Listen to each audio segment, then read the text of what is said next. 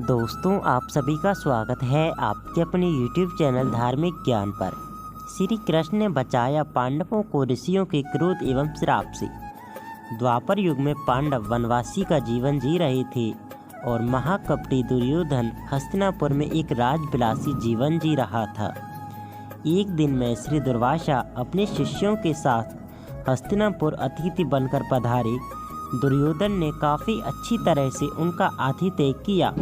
इसी पवित्र कार्य के बीच दुर्योधन ने अपने मामा शकुनी के साथ मिलकर पांडवों को परास्त करने की एक नई योजना बनाई।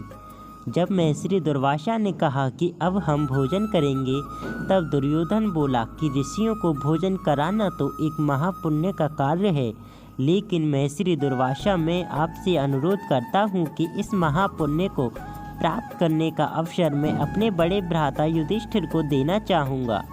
इतना कहकर दुर्योधन ने महर्षि दुर्वासा और उनके शिष्यों को नज़दीक के वन में बसे युधिष्ठिर की कुटिया में भोजन करने के लिए भेज दिया, क्योंकि वह जानता था कि दोपहर के समय उस समय पांडव द्रौपदी सहित खाना खा चुकी होंगे और कुटिया में अन्न शेष नहीं होगा। कुछ ही समय में महर्षि दुर्वासा अपने शिष्यों के साथ पांडवों की कुटिया के सामने थे। वहाँ युधिष्ठिर ने उनका बड़े आदर के साथ स्वागत किया। महर्षि दुर्वासा ने युधिष्ठिर को दुर्योधन के साथ हुआ अपना वार्तालाप बता दिया और कहा कि मैं और मेरे शिष्य स्नान के पश्चात भोजन ग्रहण करेंगे। इतना कहकर वह सभी ऋषिगण स्नान करने के लिए नदी पर गए। धर्मराज युधिष्ठिर ने यह बात तुरंत जाकर द्रौपदी को बताई। द्रौपदी ने कहा, इस वक्त तो हमारे पास कुछ भी भोजन शेष नहीं है। द्रौपदी का दिल यह सोचकर घबराने लगा कि अगर ऋषियों को भोजन नहीं कराया तो उन्हें महर्षि दुर्वासा के क्रोध और शाप का पात्र बनना पड़ेगा। उस कठिन घड़ी में द्रौपदी अपने मित्र सखा श्री कृष्ण को याद करने लगी। उसी वक्त लीलाधर श्री कृष्ण ने द्रौपदी की कुटिया के अंदर प्रवेश किया। उन्हें देखते ही द्रौपदी उनके पास दौड़ती हुई गई और उन्हें अभिवादन करके अपनी समस्या बताने लगी। श्री कृष्ण ने कहा, द्रौपदी, तुम्हारी समस्या को कुछ समय के लिए भूल जाओ और सबसे पहले मुझे कुछ खाने को दो, मुझे बड़ी जोरों की भूख लगी है। तब द्रौपदी ने अच्छे पात्र लाकर श्री कृष्ण के हाथ में दिया, साथ ही अपनी समस्या भी बताई।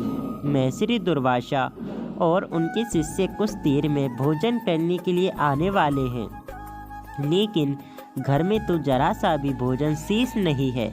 द्रौपदी की बात सुनकर श्री कृष्ण मुस्कुराए और पात्र में देखने लगे। उस पात्र में चावल का सिर्फ एक दाना बचा था। वह देखकर भगवान कृष्ण बोले, ये क्या, इसमें तो बहुत खाना बचा है। और वह चावल का वह बचा हुआ दाना उन्होंने खा लिया। इधर कृष्ण के चावल का वह दाना खाते ही उधर स्नान करके नदी से बाहर निकले महर्षि दुर्वासा और उनके शिष्यों का पेट भर गया और उन्हें डकारें आने लगी और वह युधिष्ठिर की कुटिया की ओर आ जाने के बजाय अपनी यात्रा के लिए प्रस्थान कर गए। इस तरह चावल के एक दाने से ही कृष्ण भगवान ने ऋषियों का पेट भरकर उनके क्रोध और शाप से पांडवों की रक्षा की। यह एक अद्भुत सच्ची कहानी है श्री कृष्ण और पांडवों की। इस कहानी से हमें पता चलता है कि यदि हमें हमारे भगवान पर विश्वास है तो भगवान हमारी लाज को अवश्य बचाए रखते हैं। अगर आपको यह कहानी पसंद आई हो तो आप हमारे YouTube चैनल धार्मिक ज्ञान को सब्सक्राइब कर सकते हैं।